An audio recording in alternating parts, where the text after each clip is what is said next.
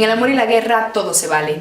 Esta es una frase que no comparten los expertos en derecho internacional humanitario, más cuando existen conflictos armados que dejan 250.000 muertos y 12 millones de desplazados. Hablamos de Siria. ¿Cuáles son los límites de la guerra y cuáles son los derechos de las víctimas en conflicto? Conversamos con el vocero de Amnistía Internacional en este país, Carlos Escaño, y obtenemos esta y otras respuestas.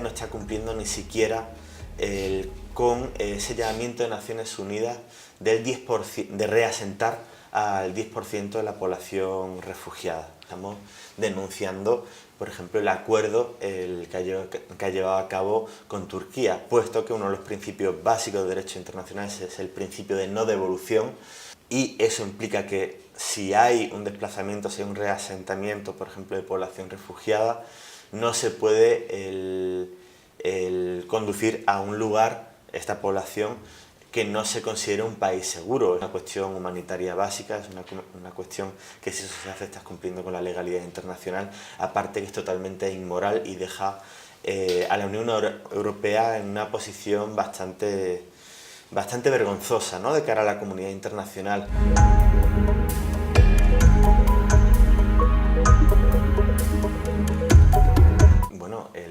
Los límites de la guerra, entre otras cosas, nos encontramos el derecho de la guerra, digamos que regula cuáles son límites, y uno de ellos es la protección de la población civil.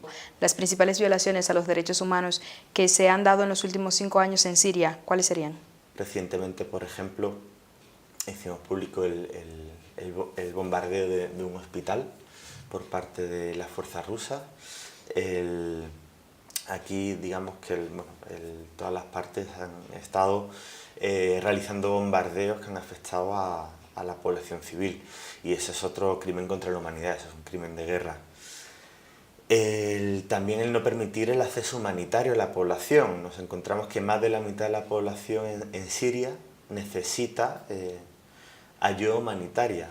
El no permitir el acceso a esas necesidades tan básicas que son alimentos, que es asistencia, por ejemplo, de medicinas, ¿no? Eso es otra vulneración terrible de derechos humanos que estamos a día de hoy denunciando. Cualquier persona sujeta de derechos humanos, incluso aunque este sea un conflicto armado, estos deben de ser garantizados por cualquier parte del conflicto. Es un conflicto bastante complejo.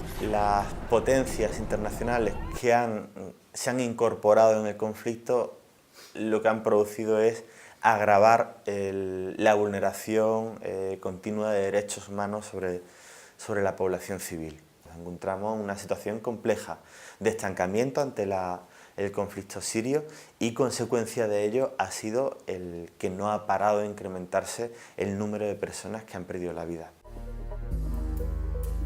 Estados Unidos apoya a un bando y tiene derecho a veto en el Consejo de Seguridad, Rusia apoya a otro y también tiene derecho a veto. Obviamente, como está, digamos, montado todo el aparato de la comunidad internacional, ese espacio fundamental donde se pueden tomar e implementar decisiones muy importantes, y ese derecho a veto, en más de un momento ha llevado a la reflexión de que habría que revisar cómo es el funcionamiento de estas instituciones.